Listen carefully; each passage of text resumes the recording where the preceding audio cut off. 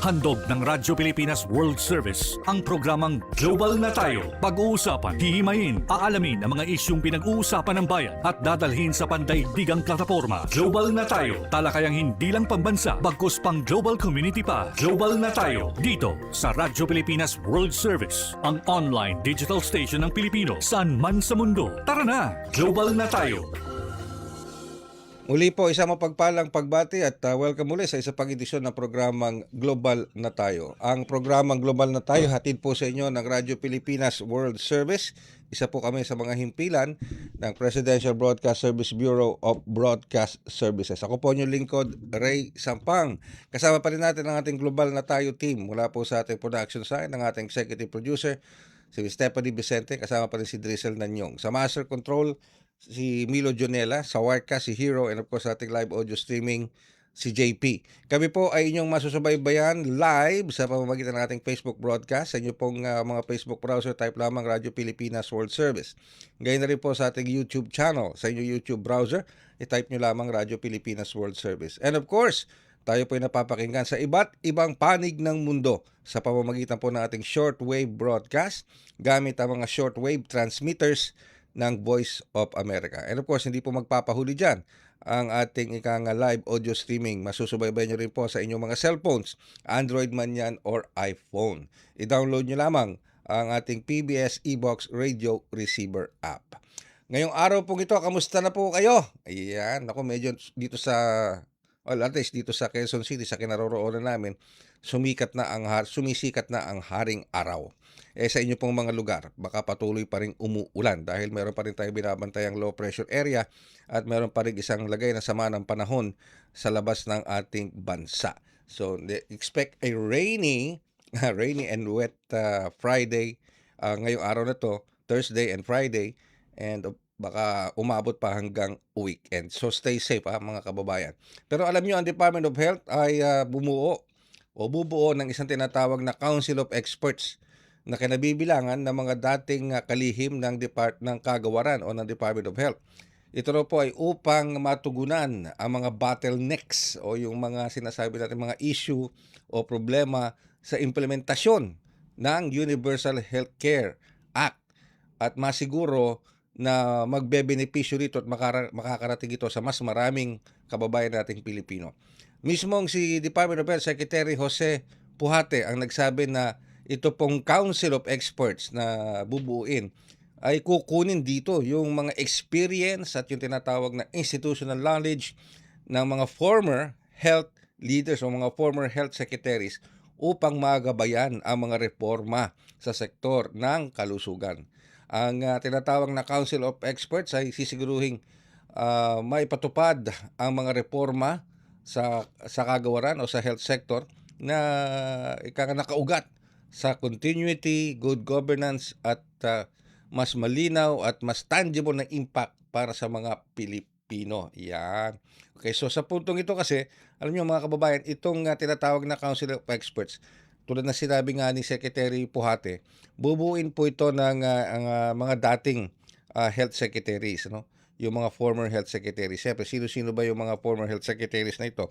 Kasama na po dito, of course, si Secretary, dating former DOH Secretary Esperanza Cabral, former DOH Secretary Jaime Galvestan, former Health Secretary Garin, di ba? Oh, naku, talaga naman. And of course, former Health Secretary, meron pag isa, si Carmencita Reodica.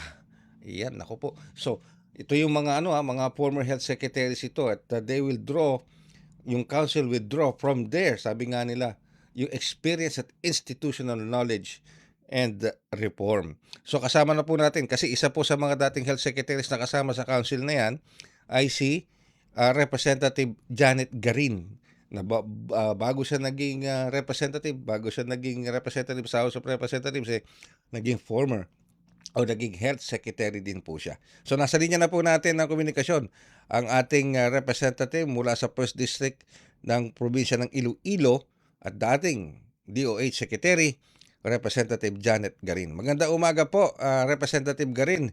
Welcome back sa programang Global na Tayo. Magandang umaga rin sa iyo, Ray, at magandang umaga sa mga masugid na tagapanood at tagapakinig ng Global na Tayo.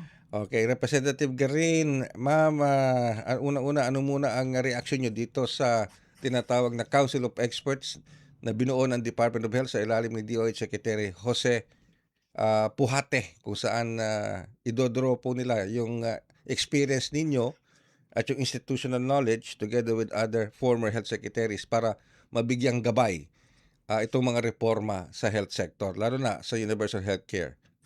Representative Garin. Well, unang-una, nagpapasalamat kami kay Secretary Briggs Pujalte sa pag-recognize, no, nung institutional knowledge ng mga nakaraang sekretarya. Sa totoo lang, Sir Ray, nung ako po ay nanumpa sa katungkulang berang Secretary of Health, I only had 1.5 years, no, para tugunan ang mga pangangailangan at ang legasiyang dapat iiwan. At hindi po lingid sa akin ang naging role naman ng Council of Advisors na create ko, and we have the same people na si Secretary Cabral, Secretary Dairit, that time in-involve pa namin si Secretary Duque, Secretary Jimmy Galveston. At malaking bagay ito kasi nagkakaroon kasi ng mas mabilisan na paggalaw, yung continuity, yung mga bagay na tama dapat ipagpatuloy at bilisan kasi nga naghahabol tayo ng panahon. And special mention dito, Universal Healthcare, Universal Healthcare Act, Representative Garin. Sa inyo pong ikang experience and sabi nga institutional knowledge, ano pa ba ang nakikitang problema pagdating po sa Universal Healthcare? Well, medyo marami-rami, no, at napaka-challenge talaga kasi yung kasalukuyang batas na sinusunod natin ay may 2 killer provisions. At ang challenge dyan, isang killer provision doon ay hindi pwedeng gamitin sa Pilipinas ang mga panabagong gamot, bakuna, devices kung hindi pa nagamit ng buong mundo ng 5 hanggang 10 taon. So, it's depriving our country of many innovations. Dagdag pa dyan, nakasaad din roon na ang magiging overall head implementor ng Universal Healthcare Law ay ang PhilHealth. Medyo mahirap ito, no? Kasi ang ating kalihim ng kalusugan o ang Departamento ng Kalusugan ay siyang ahensya na nasa taas ng lahat ng ito. Be that as it may, kaya naman yan habang ina-amend yung batas ay patuloy naman na ipinagpapatuloy para kahit papano talagang maramdaman ni Maria at Juan de la Cruz ang kalusugan. Of course, when we say universal healthcare, Representative Garin, kasama po dyan yung mga bayarin sa hospital, including the zero or no balance billing. Do you think po, Representative Garin, na-implement ng mabuti ito under the UHC at ng PhilHealth?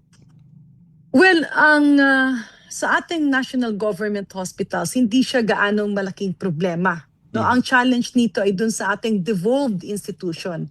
Kaya nga aside sa Universal Healthcare Law, ang malaking challenge din sa atin ay ang devolution of health services. Kasi syempre meron tayong mga bayan na maliliit na hindi naman nila kaya na tugunan ang kanilang counterpart sa tawag ng mga gastusing pangkalusugan. However, with the medical assistance program, ito ay nasisimulan. No? Kaya lang meron din tayong mga challenges doon na initially nga ay napag-usapan na namin nila Secretary Cabral and Secretary Dairit. At ito nga ay titingnan namin, of course, with the guidance at sa kumpas ni Secretary Pujalte, matutugunan natin, no, itong challenges na ito. And we're actually talking about pricing. Kasi Sir Ray, kung manotice nyo, yan din po kasi experience ko. Kapag tumaas ang mga packages ng PhilHealth, naalala ko before, example, yung ma-avail mo na gamot, worth 4,000 lang. Tapos nung in-increase to 6,000, example lang, no, yung figure. Nararamdaman ba ng pasyente? Hindi. Kasi the same number of medicines ang kanyang nakukuha. Bakit?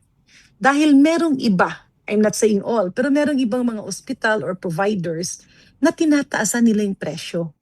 So nawawala, no, yung importansya ng benepisyo.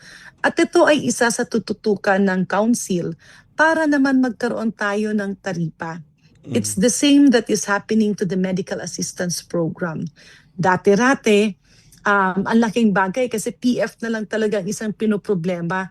Pero nung inalaw naman ang professional fees sa medical assistance program, nagtaasan yung iba. Again, hindi lahat. Pero merong iba na sumobrang taas din ang singil. Mhm. Kaya ang hirap na maibsan ang out-of-pocket expenditure ng pasyente kasi hindi nga ito nagkakaroon ng pag-uusap na dapat hindi inaabuso ang programa. Mhm.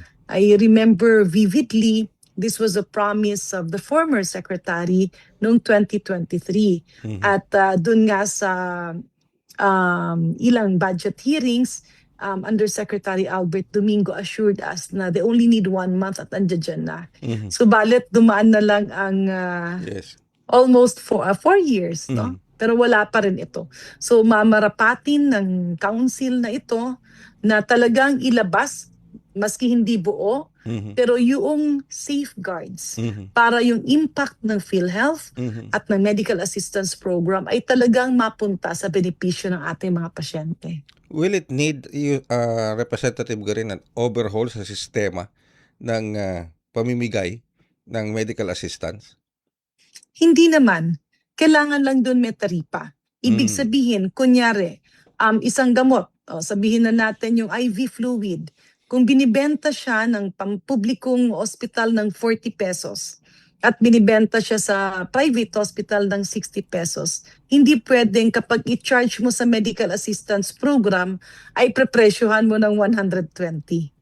No. Mhm. Dapat, okay, mas mataas siya. Let's say, sabihin na natin, it can be 20% higher Mhm. than the prevailing prices of the government hospitals. Kasi yung presyo naman sa pampublikong ospital, meron na rin yung profit eh. Hindi lang ganun kataas. Mhm. Pwedeng magdagdag ang pribadong mga institusyon kasi kailangan yan. Pero hindi naman pwede na sobrang mataas. Mhm. So much so na nawawala na ng bisa yung epekto ng pagbaba ng gastusin pangkalusugan ng pasyente. Mhm. Okay. Now, on other health concerns, Representative Garin, especially yung bakuna, no, lalo na sa mga kabataan. Do you see na as na nabuo na ngayon tong Council of Experts, do you see a need na magkaroon din ng pagbabago dito sa sistema ito, and a system to promote it again para po lalo pang dumami yung mag-avail ng mga vaccinations na ito, especially with the children, dahil lumabas po sa ilang mga pag-aaral before na medyo bumababa yung trust dito sa bakuna, lalo na recently may I think yung deworming sa isang paaralan, may batang namatay. Of course, hindi naman natin masabi kung dahil nga doon sa deworming, pero nag-cause din ng trauma ito sa mga magulang, Representative Garin. Well, very challenging talaga no sa Department of Health kasi kaakibat ng kalusugan sa buong mundo, hindi lamang po yan sa Pilipinas. Meron na ng bagong terminology, no? Tinatawag na nga namin ito na halos virus. Ang tawag doon ay infodemic. Yan ay fake news na may epekto sa kalusugan, and that's a globally recognized terminology. Paano po ito nangyayari? Binabawasan ng ilang words or dinadagdagan ng ilang words ang mga konteksto medikal para lituhin ang taong bayan. And ang impact niyan ay talagang dagok sa ating kalusugan. Sa pagbabakuna, maintindihan natin na talagang natural na merong mga anti-vaccine, no? Medyo active ang society ng anti-vaccine at nirerespeto natin yun. Subalit doon naman sa naniniwala na napaka-importante ng bakuna para sa kanilang pamilya ay dapat din naman nating respetuhin.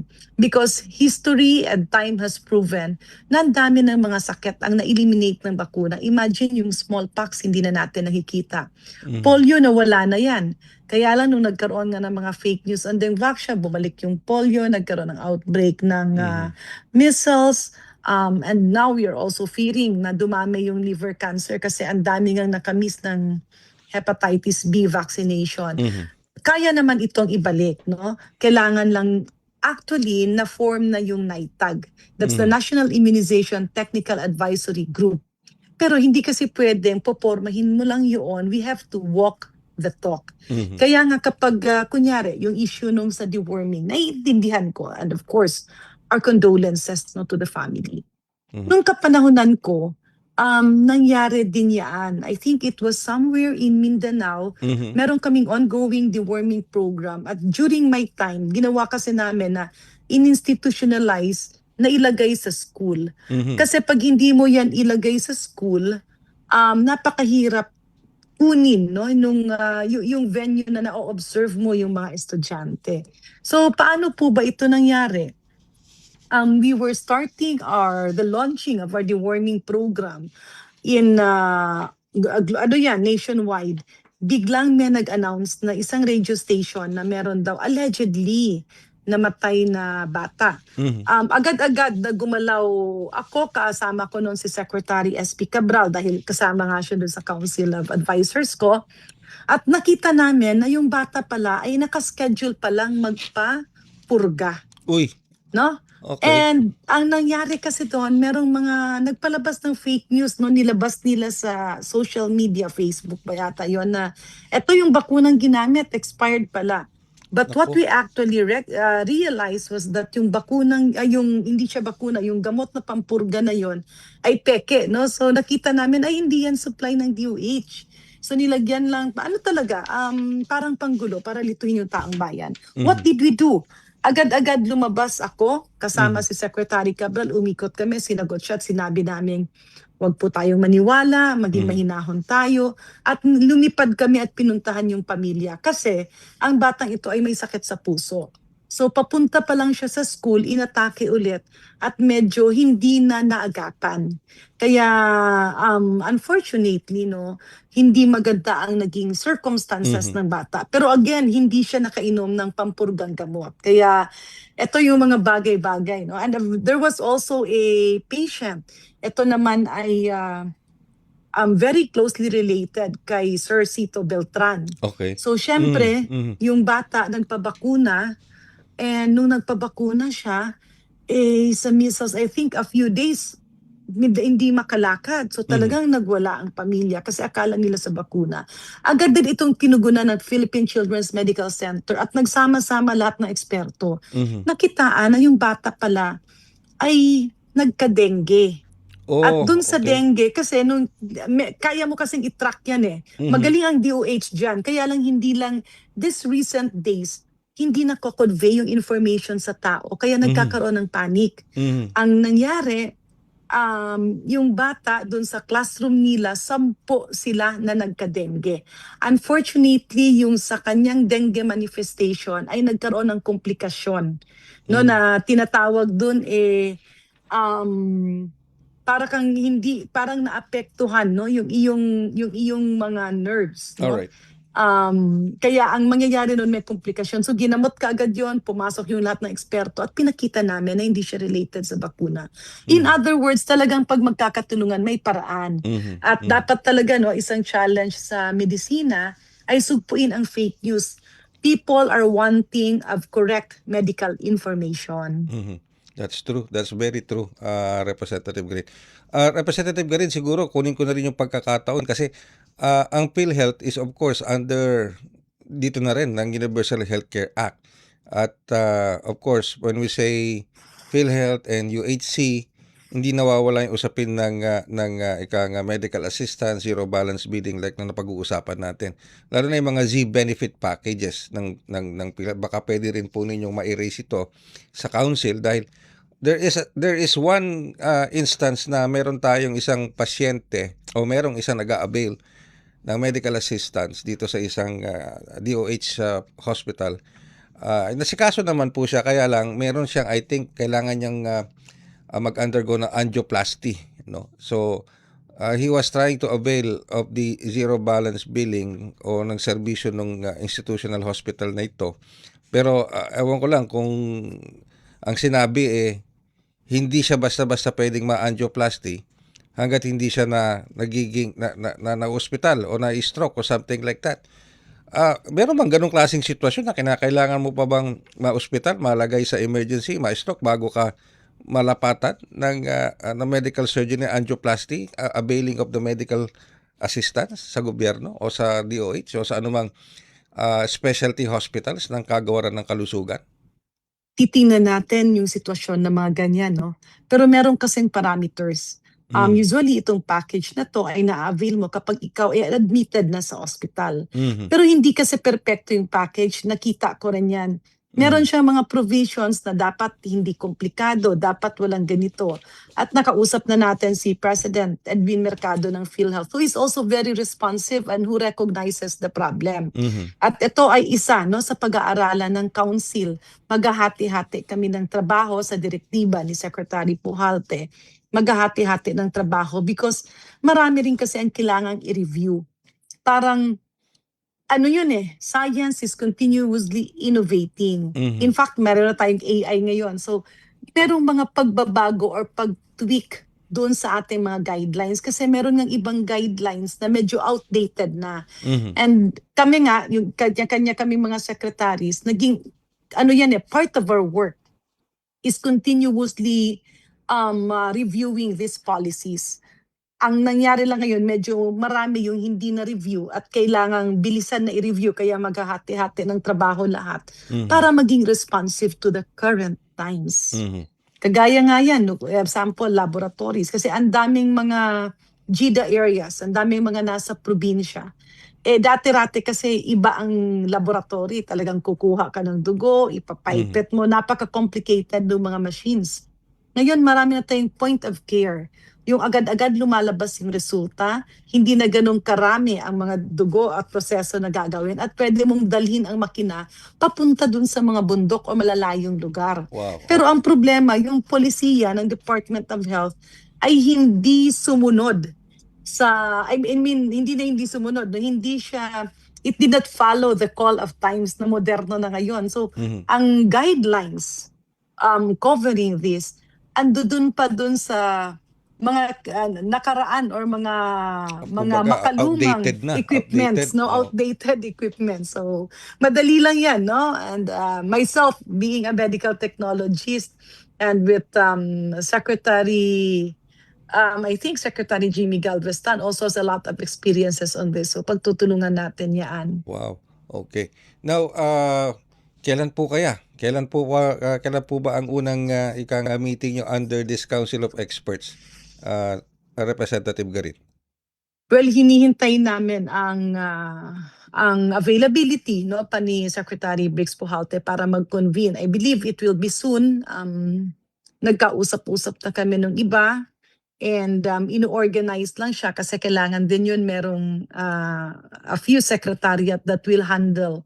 No? Pero unang-una talaga dyan is magkakilala-kilala din dun sa mga core team ni Secretary Pujalte. Ay, Representative Garin, meron lamang pong pahabol na text message sa akin dito. Huwag do sanang makalimutan ng mga overseas Filipino workers dahil parang may programa yata na pinupush ang PhilHealth ngayon. Baka pwede pong mapag-usapan yan ng Council of Experts na maihatid yung serbisyo ng PhilHealth sa ating mga OFWs doon sa mga host countries. Okay. Naiintindihan ko at napaka-importante talaga niyan, no? At tiningnan ko rin yan nung kapanahunan ko.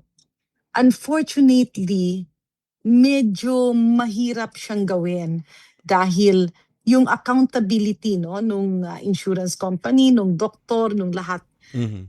hindi siya madaling i-link. Ang pwede na lang niyan is magkaroon ng sister insurance company. Parang ang lagay niyan is hindi nare-recognize ang PhilHealth dun sa ibang bansa. Pero ang maganda niyan is yung PhilHealth bibigyan ng mas malawak na serbisyo at narinig naman natin yung tugon ni Executive Secretary Ralph Recto noong mga nakaraang weeks, nakaraang linggo na may additional packages. Itong ating paying patients, ito namang ating OFWs, ang kanilang mga pamilya ay magkakaroon ng additional packages. So, yan ang pwedeng tingnan, no? At hihintayin namin ang rekomendasyon din ng PhilHealth on that aspect. With that, Representative Janet Garin, maraming salamat po sa oras. Unless meron pa ho kayong mahalagang impormasyon at nais iparating sa ating mga kababayan, both yung ating mga overseas Filipino workers, yung ating Filipino diaspora sa iba't ibang panig ng mundo, maging sa ating mga kababayan dito sa loob ng Pilipinas. Go ahead po, Representative Garin. Narinig natin sa SONA ng ating Pangulo, yung electronic application ng medical assistance program for the indigents and the financially incapacitated. So, malaking bagay yan, lalo't lalo na yung iba nating mga kababayan din na nasa labas ng bansa at yung pamilya nila ay hindi masyadong marunong mag-internet. So yan, mafa-facilitate nila. And malaking bagay rin yan, no, na mababawasan yung pagpila at pagpunta sa mga ibang lugar. Dagdag pa dyan, napakaganda ng yakap program ng PhilHealth. Kaakibat na dito yung gamot. Kaya nga ang sabi ng Pangulo, damihan pa natin ang ating yakap providers at yakap centers. Ang medyo problema lang dito sa aming nakikita ay hindi tayo dapat huminto doon sa first encounter. Kasi marami yung una lang, pagkatapos i-enroll yung member, tapos papabayaan na. So yan din ang titingnan natin, paano ba siya magiging continuous para totoong serbisyo siya kasi annual ang pagserbisyo ng isang provider doon sa pasyenteng kinakasakupan niya. Thank you very much po, Representative Janet Garin, sa oras na pinagkaloob nyo. And I believe with the Council of Experts, with you there, together with former secretaries, ay magagabayan po itong Department of Health sa mga reforma at yung mga tangible impact na serbisyo para sa ating mga Pilipinos when it comes to healthcare. Maraming salamat po, Representative Garin. Maraming salamat at mabuhay po kayo. Ang ating pong First District Representative ng Province of Iloilo, Representative Janet Garin, at nagsilbi ring dating kalihim ng kagawaran ng kalusugan. Magbabalik po kami makalipas ang ilang paalala. Matagal nang mailap ang internet sa maraming lugar. May mga gurong handang magturo, mga batang puno ng pangarap, ngunit kulang sa internet connection. Kaya sa utos ni Pangulong Ferdinand Marcos Jr., kumilos ang Department of Information and Communications Technology at ang Department of Education para magkaroon ng internet ang mga paaralan sa mga liblib na lugar. Noong nakaraang linggo, dinayo ng Pangulo ang Island School sa Binuangan Elementary School sa Ubando, Bulacan para tingnan ang estado ng koneksyon. Nakita ng Pangulo, maayos na ang internet. May laptop at tablets na ngayon na dati mahirap makarating sa mga isla at liblib na komunidad. Ang buong budget ng DepEd na napapakinabangan ho ng lahat ng stakeholders mula Batanes hanggang Tawi-Tawi. Maging mga paaralan sa Basilan, dinayo ng DICT at unti-unting nagka-internet ngayon. Kasama po namin si Secretary Henry po. Si Sec. Asa na si Emis mo yata ang nagkakabit eh. Hi, Mr. President, Secretary. In Basilan, 189 schools na binigay sa aming assignment ni Seksani, 172 na yung nakakabit. Dahil ang internet sa mga paaralan ay hindi lang basta signal, isa itong tulay para mas mapalapit ang kaalaman sa bawat silid-aralan. At sa bawat paaralang nakokonekta, may mga batang mas nabibigyan ng pag-asa. Magkaroon lahat ng estudyante, magkaroon lahat ng guro ng kanilang kinakailangan na equipment at para maging mas maganda at mas maayos ang sistema natin sa pagtuturo. Sa buong bansa, tuloy-tuloy ang trabaho. Isa-isang inaayos sa mga bagay na magpapagaan sa buhay ng ating mga kababayan. Para ang edukasyon ay mas maging abot kamay ng bawat batang Pilipino, anumang isla o lalawigan sa bansa. Global na tayo! Global na tayo! Kasama si Ray Sampar dito sa Radyo Pilipinas World Service. Kayo po ay patuloy na sumusubaybay sa ating programang Global na Tayo dito pa rin sa Radyo Pilipinas World Service. Sa puntong ito, dadako naman tayo sa naging kaganapan sa Senado, lalo na bilang isang impeachment trial court.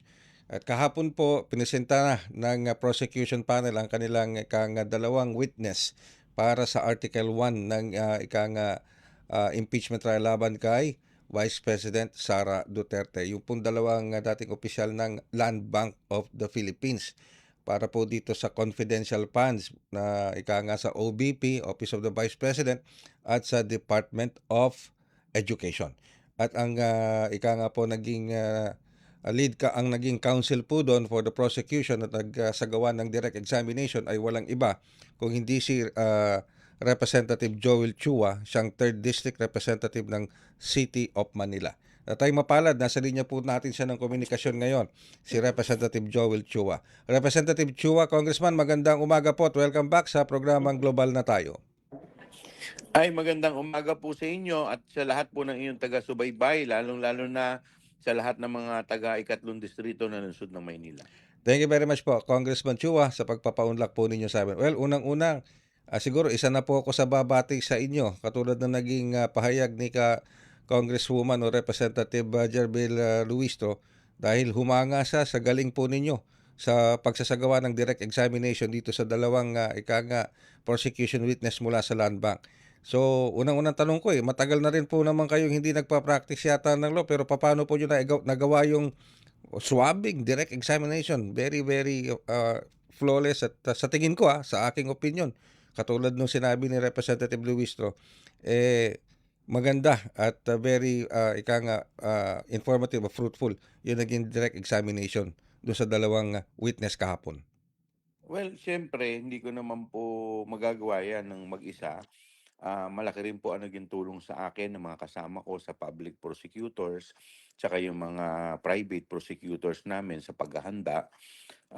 Siyempre, naasahan natin kasi kung mapapansin ninyo, yung mga 2 linggo ay talaga namang matitindi rin, no? Yung mga naging depensa ng mga depensa.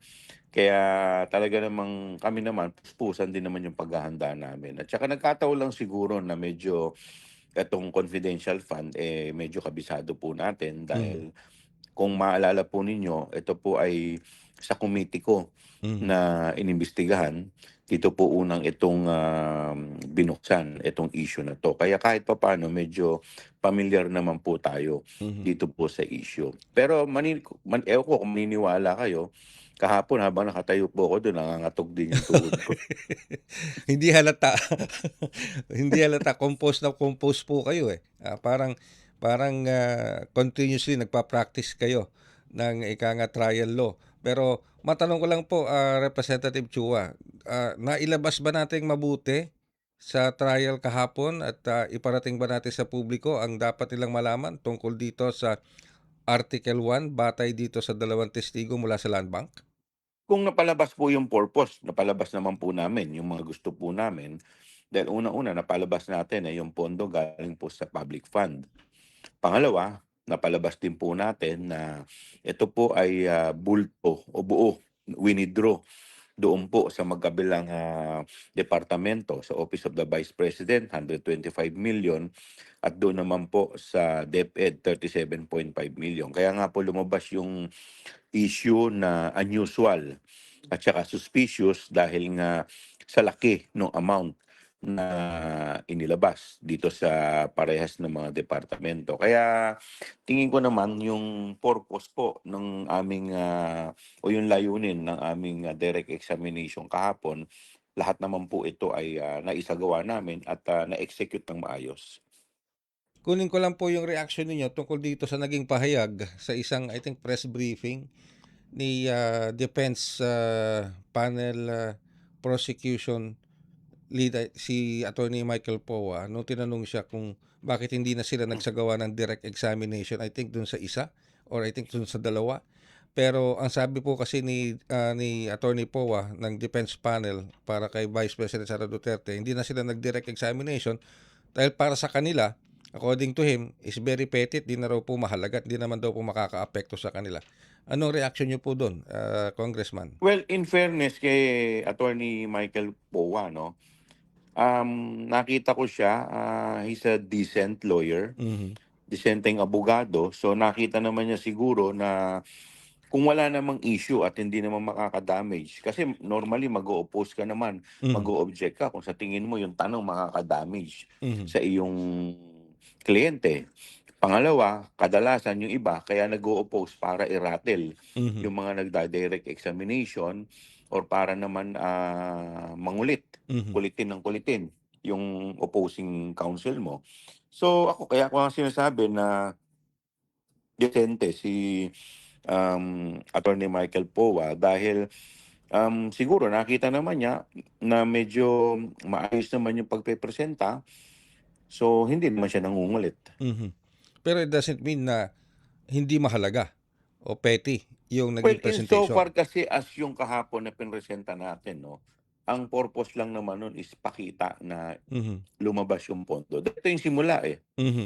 'Di ba? Kumbaga, hindi mo naman po pwedeng pag-usapan yung tao nung siya ay teenager na kung hindi mo kung hindi pag-uusapan kung paano siya pinanganak, Okay. 'di ba? Yeah.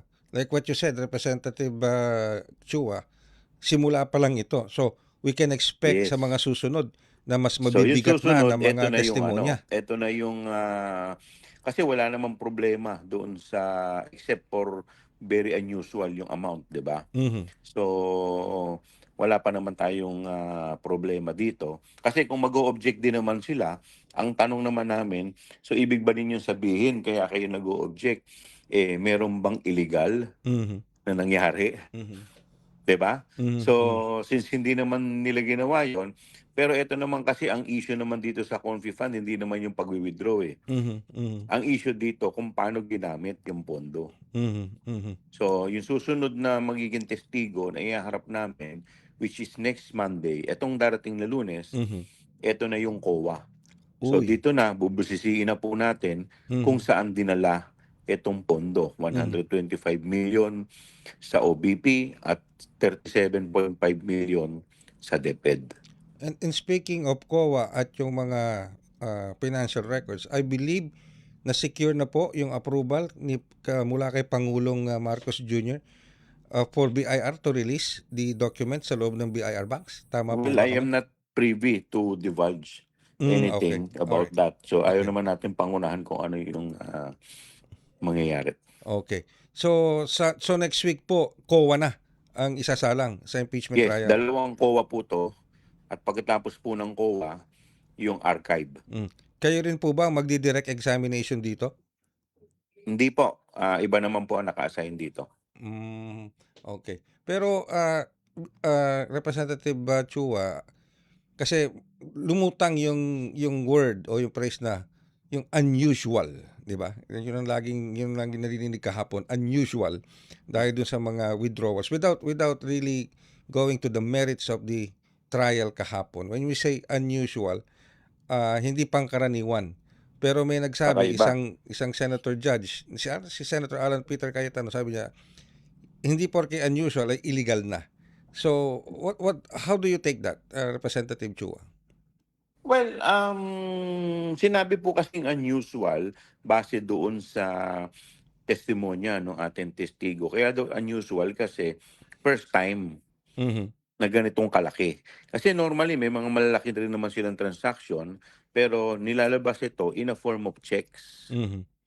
Pero dito cold cash. Mhm. Like sa parte po ng OBP, 125 million cold cash, one-time withdrawal. Mhm. So although 4 times nangyari yon, pero ibig sabihin, hindi ito inutay-utay. 125 same day. Mhm. So kaya po nila kinakategorize as unusual. Mhm. So Okay. ganun din sa parte ng DepEd, 37.5 million. Kasi based sa kanilang mga experience, kadalasan normally pagka ganito kalalaki, puro cheque. Mhm. Mhm. Ito cash kasi, no? Cash. Ito cash. Mhm. Oo, tama. O biro niyo, ilang bags daw po 'yun? 5. 4 na duffel bag doon sa 125 million. Ang importante dito, Representative Chua, sa pagdidirect examination niyo po kahapon, na-establish ninyo sa prosecution, lalo na sa impeachment trial court, yung simula o yung pundasyon nitong Article Tama 1. po. Okay. At saka na-establish natin na itong pondo po to galing sa kaban ng bayan. At ang dapat bantayan ngayon ng ating mga kababayan, next week, yung talagang detalyado na Yung paggamit, yung paano to paggamit. ginamit. Dito na ba lalabas yung piatos, kung yung mga pangalan na gano'n? Dito nahihimayin kung Nako, saan ginamit. nako. Antabayanan po ng taong bayan yan, Representative Chua. Maraming salamat po, Kong Chua, sa oras sa pinagkaloob nyo, at unless meron po kayong nais ay parating sa ating mga kababayan, hindi lamang dito sa loob ng bansa, pati po yung mga overseas Filipino workers o yung Filipino diaspora natin sa iba't ibang panig ng mundo na nakatutok din sa impeachment trial. Go ahead po, Congressman Chua. Unang-una, yung mga kababayan natin na nakatutok dito, siguro tayo naman lahat no na nanonood dito dahil dapat naman talaga na tayo ay maging concerned dito dahil pondo po ito ng taong bayan. Pondo ito na pinaghirapan ninyo. Kaya dapat lamang na ito'y bantayan ninyo at alamin kung saan napupunta yung pera na binabayad ninyo sa inyong buwis sa gobyerno. Pero siyempre, kinakailangan yan sa pagbabantay natin, kailangan, tinitingnan din natin yung mga naglalabasan sa social media. Yung mga fake news, kasi napakauso po ngayon yan, yung fake news. Nang sa ganun, hindi po tayo nalilin lang. At dapat, siyempre, titingnan natin talaga yung mga pinaniniwalaan natin. Kasi ngayon, lalong-lalo na ngayon, naglipa na ang fake news. Kung minsan yung mga salita ng magkabilang panig ay ini-splice. Ibig Naku, sabihin yan, naku ay po. Oh. medyo nakakargahan para mag-iba ang kahulugan. Mhm. So kailangan mag-iingat din tayo sa ganyan. Teka, Tsaka siguro samantalahin ko na yung pagkakataon para batiin yung isang chairman po sa Santa Cruz mhm. na napakahusay, si Chairman Annalyn Santos, no? Ay, Nakikinig po sa inyo yun. Chairman Annalyn Santos. Ayan. Opo. Okay. Ano pong hawak niyang barangay? Sa may bandang parte ng Santa Cruz, 342. 342. Ayan. Opo. Chairman Annalyn Santos, magandang umaga po sa inyo. Ayan. Talaga naman anyway. Pero naku, buti nabanggit niyo yung splice. Napahaba tuloy yung tanong ko sa inyo. Congressman Chua. Ano bang plano ng prosecution panel dito? Kasi lumabas to sa blog sa social media post ni Senator Judge Pia Cayetano. Well, yung sa akin pong binanggit ko, wala po akong pinatatamaan. Okay. Ako sinasabi ko lamang po na mag-iingat tayo kasi hindi naman po hindi naman itong pinag-uusapan natin, hindi naman po to ordinaryong usapin. Totoo. So para at least maging balanse po tayo, talagang malaman natin kung ano po talaga yung nangyayari. Okay. At saka wag po nating sasabihin na hindi, maliit lang yan. Kasi alam po ninyo, maliit, malaki, pera po yan ng taong bayan . That's So true. dapat po yan iniingatan. Okay. With that, maraming salamat po, Congressman Chua. At again, congratulations for a very well executed direct examination kahapon. Thank you very much Maraming po. salamat po. Mabuhay po kayo. Ang ating pong representative, Congressman Joel Chua ng 3rd District Representative ng City of Manila. Magbabalik po kami makalipas ang ilang paalala. Mabilis ang trivia, dagdag talino. Heto na ang Dagling Kaalaman. Mga kababayan, maging alerto sa rainfall advisories ng Pag-asa. Yellow Rainfall Advisory. Kapag malakas ang ulan, mula 7.5 hanggang 15 millimeters sa loob ng isang oras. Mag-ingat dahil posible itong magdulot ng pagbaha sa mababang lugar. Orange Rainfall Advisory. Mas malakas na ulan, mula 15 hanggang 30 millimeters. Malaki ang posibilidad ng pagbaha, kaya maghanda at maging alerto. Red Rainfall Advisory. Emergency na ito. Higit 30 millimeters ng ulan sa loob ng 3 oras o higit pa. Kapag nakataas ang red advisory sa inyong lugar, huwag mag-aksaya ng oras. Agad na lumikas para sa kaligtasan ng inyong pamilya. Maging handa, makinig sa abiso at laging unahin ang kaligtasan. Kaunting kaalaman na malaking dagdag talino. Abangan muli ang susunod na Dagling Kaalaman. Magandang araw, si Ding Dong Dantes po ito. Dahil taon-taon tayong binibisita ng bagyo, kailangang handa tayong harapin ito. Naalala ko si Mami, meron siyang isang envelope kung saan nakatago ang mga importanteng dokumento para madaling kunin at dalhin kapag may bagyo.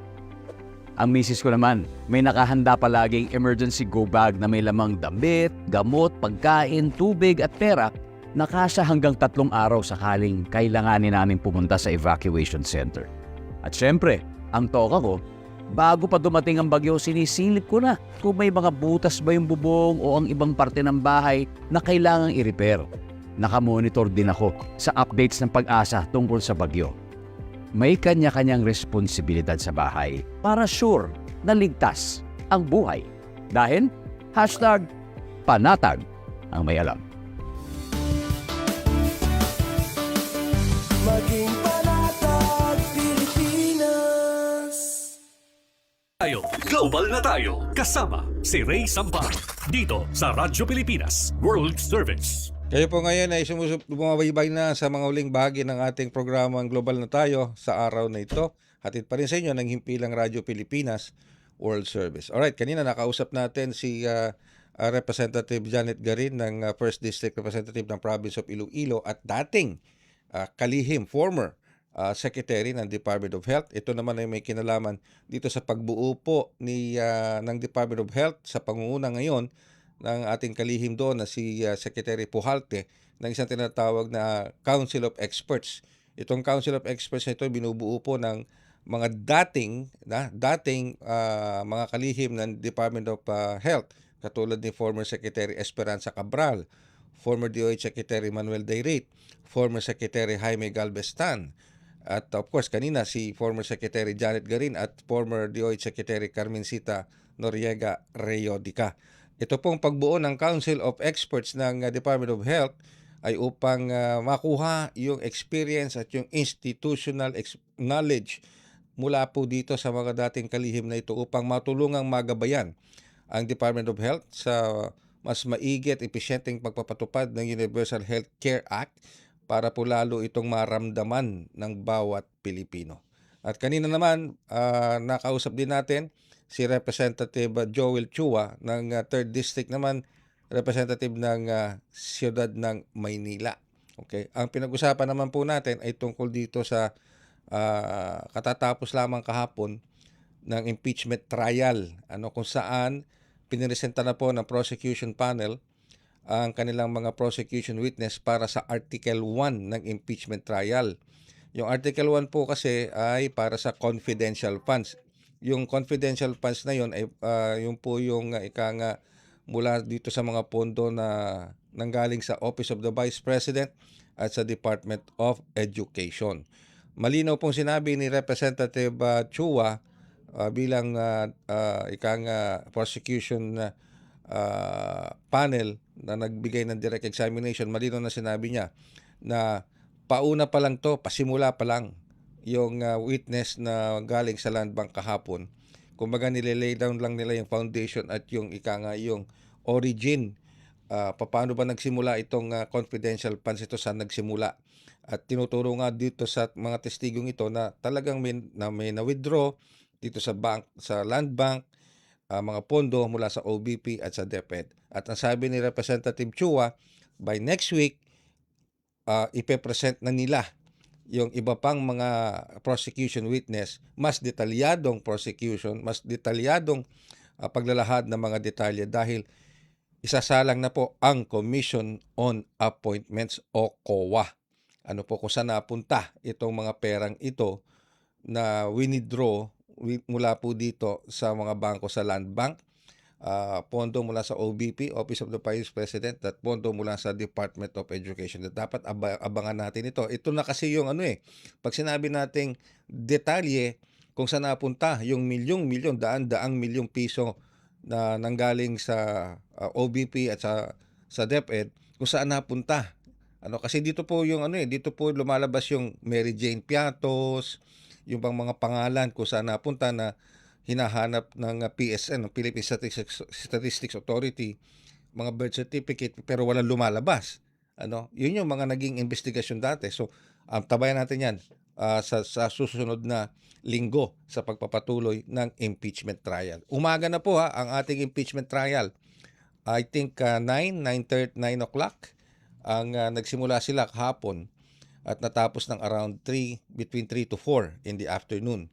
Okay? So, pero may nagpupush po kasi ng mga senator judges na baguhin yung schedule.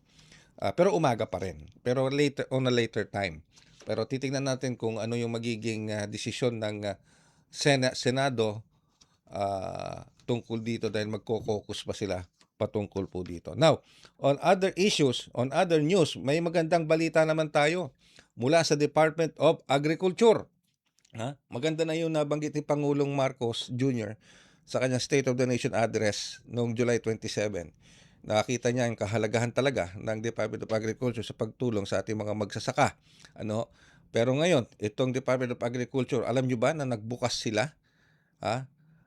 Magbubukas sila ng kauna-unahang tinatawag na Seaweed Bioreactor Facility.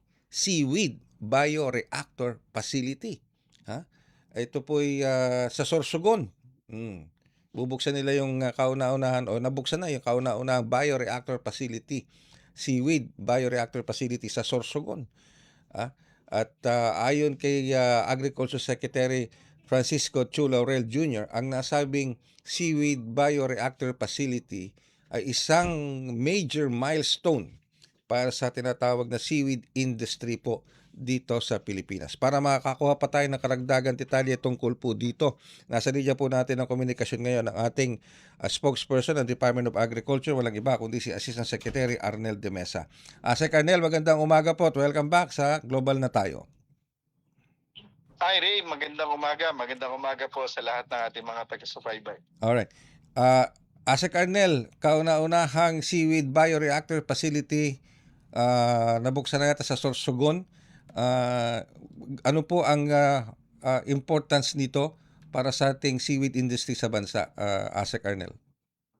Yes Ray, alam natin na napaka-importante. Isa sa major commodity natin, both for domestic at saka export natin, ang seaweeds. So itong bioreactor natin na nakakalaga ng 10 million at actually magdadagdag pa tayo ng isa pang bioreactor. It will enable yung ating BIFAR at saka yung ating mga scientists na makagawa ng ating mga propagules. Alam natin medyo matagal ang panahon na masyadong outdated yung ating mga propagules, yung procedure by which we produce. Very inefficient, hindi maganda. Ito talaga magiging maayos na yung pagpapagawa natin at ma-ensure din yung quality, consistency ng ating mapuproduce na seaweeds, lalo na kasi pag gagamitin ito for food, for cosmetics, and for other purposes. So ito ay dadali natin yung mga propagules na magagawa rito sa Zamboanga, sa Palawan, and of course dito sa Bangsamoro kasi Tawi-Tawi yung major producer natin ngayon. So 10 million po ang halaga nitong seaweed bioreactor facility nito sa Sorsogon, Sir Arnel.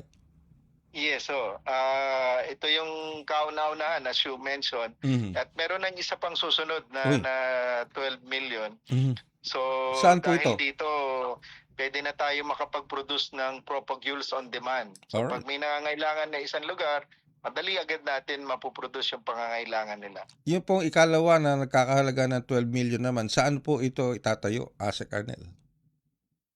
Titingnan yan kung saan kailangan. So importante kay Secretary yung yung balance ng saan yung demand, saan yung supply para malagay natin. Yung sa Sorsogon, importante ito dahil alam natin yung area talaga maganda yung dagat at capable para makapag-produce tayo ng magagandang propagules. Okay, so ang purpose po So nitong posible dyan, Ray, sa ilagay yan sa Palawan yung susunod. O Palawan. kaya sa Mindanao naman. Okay. So ang purpose nitong seaweed bioreactor facility is to ma-improve itong seaweed production at mapalawak pang ating exports. Pero sa kasalukuyan po, ano po bang estado ng ating seaweed industry at saan ba ito nakakarating sa iba't ibang bansa? Ano tayo ngayon? Second sa buong mundo na nagpo-produce ngayon ng seaweeds. Pero gusto natin na talagang mapalaki pa yan lalo. Imagine mo kung dati kasi gumagamit lang tayo ng mga botelya, manual aeration, less precise yung ating propagation technique. Kung ngayon mas magiging automated na, tapos very consistent yung quality, talagang madali tayong magiging aangat uli doon sa ating export. And of course, ang laki rin ng local demand for seaweeds ngayon . At saka gusto rin ni Secretary, may mga pag-aaral ngayon na yung seaweed is also an important anong tawag dito, ingredient for fertilizer production later on. Ayun. So second pala tayo sa buong mundo na nagpo-produce ng seaweed, and we aim to be number 1 pag sa tulong nitong bioreactor na to. Okay. So with that, Sir Arnel, anong kung naabala ka namin sa mga oras na ito, I will not keep you for that for too long. Siguro mensahe na lamang po ninyo, lalong-lalo na sa ating mga kababayan, sa ating mga fisherfolk o sa ating mga magsasaka na involved dito sa seaweed production. Go ahead po, Asek Arnel. Maraming salamat din sa pagkakataon, Ray. At happy ako lagi na makasama ninyo. Pasensya lang pag minsan talagang marami lang ano. But nevertheless, makakaasa po ulit yung ating mga kababayan, lalo na po rito sa industriya ng seaweeds, sa paggabay po ng ating Pangulo at sa mga projects po ni Secretary Kiko.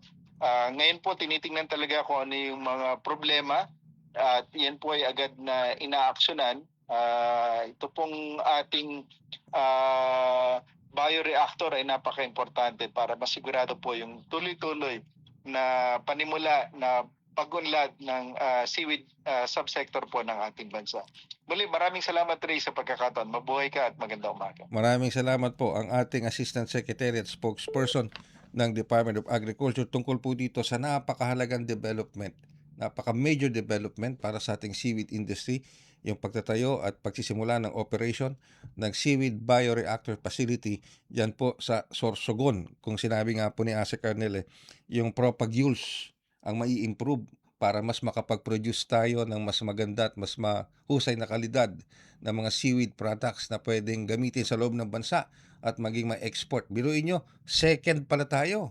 Ngayon ko lang nalaman yan. Second highest producer ang Pilipinas ng mga seaweed products sa buong mundo. And with this seaweed bioreactor facility, we aim to be number 1. Okay? Malaking tulong po yan para sa ating seaweed industry at sa mga kababayan natin na umaasa sa kabuhayan mula sa seaweed. Masarap yung seaweed. Nakatikim na kayo ng seaweed? Nakatikim na ba kayo ng seaweed? Naku, masarap po yan. Masarap yung seaweed, ha? Very, very nutritious, okay? At meron pa susunod. Yung isa kasi sa Sorsogon, which is worth 10 million.